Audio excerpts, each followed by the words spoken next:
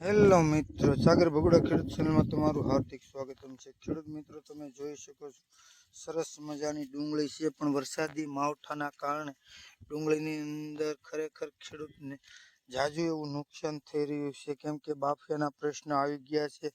અને અત્યારે તમે જોઈ શકો છો 8 થી 9 વીઘાની ડુંગળી છે। ડુંગળીની અંદર બાફિયાના કારણે જોરદાર નુકસાન થવાની આરે આવી ગયેલું છે।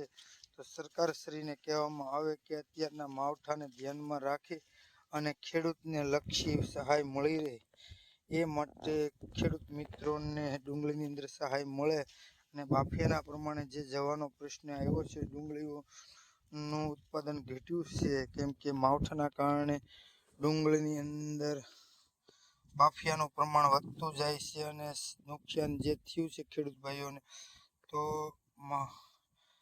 5 રૂપિયા મળે અને ખેડૂતને સહાય મળે એ માટે રિક્વેસ્ટ કરવામાં આવે છે। તમારી નજર સામે તમે જોઈ શકો છો અત્યારે ઘણું બધું નુકસાન હોવાના કારણે ખેડૂત સહન કરી રહ્યો છે।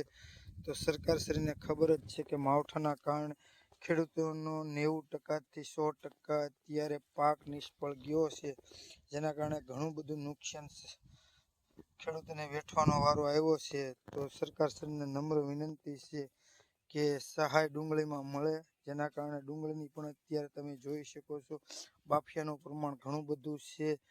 ડુંગળી પાકવાને આરે હતી અને બાફિયાનું પ્રમાણ વધી ગયું અને તમારી નજર સામે તમે જોવો છો અત્યારે લીલો ઘેરો હોવાના કારણે અત્યારે પીળો રેડ થઈ ગયો છે। એનું એક જ કારણ છે મારો ભાઈ, પાક ઉપર ડુંગળી હતી અને બાફિયાનું પ્રમાણ વધી ગયું, જેના કારણે ખેડૂતને ઘણું બધું નુકસાન થયું છે।